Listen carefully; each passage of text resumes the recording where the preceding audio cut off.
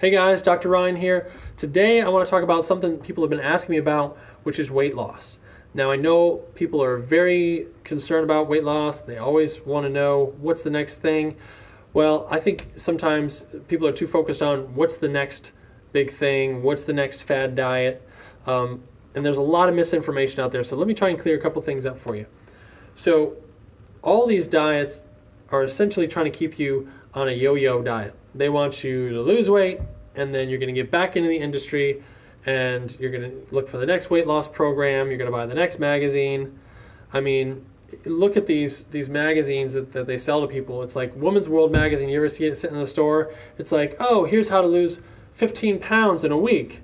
And then also there's like, you know, Paula Deen making like this giant cake, and she's like, here, have a cake. This is what gave me diabetes.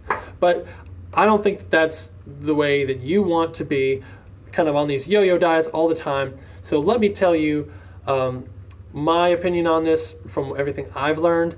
And really, it all comes down to carbs. And I know I said it's my opinion, but it's really all the research. I mean, it's carbs and it's sugar.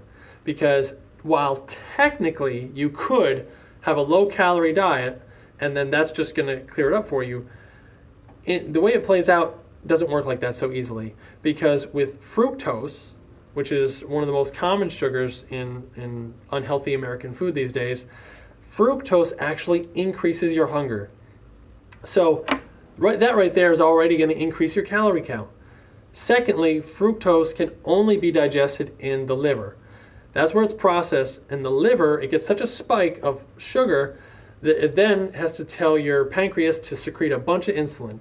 That insulin goes out, and then because it's too much, it's actually going to start causing insulin resistance. That leads to pre-diabetes. Pre-diabetes is something that, remember, if you listen to my last video, 26% of Americans are pre-diabetic, and that's what leads to it, is that fructose. And if you stay on that path long enough, they've shown that 25% of elderly people are diabetic. So 25% of people in America will eventually get diabetes if you live long enough and continue eating these sugary foods. So you're going to have to cut out the fructose, which means the added sugars to lots of foods that you get. And another thing is bread. Wheat, bread, those are both bad. They're going to increase your hunger, and they're going to increase your calorie count. Now, there's a lot of diets out there that are going to have you counting calories or using points, kind of like the Weight Watchers system. And you know, Weight Watchers isn't the worst thing in the world, but you know, I know it works for some people. It gets them to eat healthy. The one thing that concerns me about it is I see people, they do the Weight Watchers, and then they're like, oh, well, if I have a smaller lunch, and then I'll save my points, and I can use those points to have a piece of cake. And personally, I don't look at things that way. I'm not trying to save up to have a piece of cake. I just want to eat healthy, and I don't want to have to worry about it or think about it or count calories or count points or anything like that. But I do want to be healthy, and so I really just cut that stuff out. I know what I can't eat. I fill my house with things that I can eat, limit going out to eat as much as possible, and those are the kinds of habits that are going to help you long term. Because remember, it's not a sprint, it's a marathon. You don't want to be on these yo-yo diets all your life, always having to constantly think about it and worry about it.